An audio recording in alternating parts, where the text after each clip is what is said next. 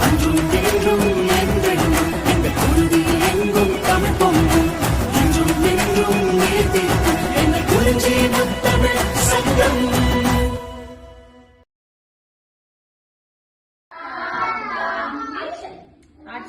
இந்த மாதிரி பண்ணலாம். Okay okay. அம்மா இங்கே வா வா ஆசை முத்தம் தாதா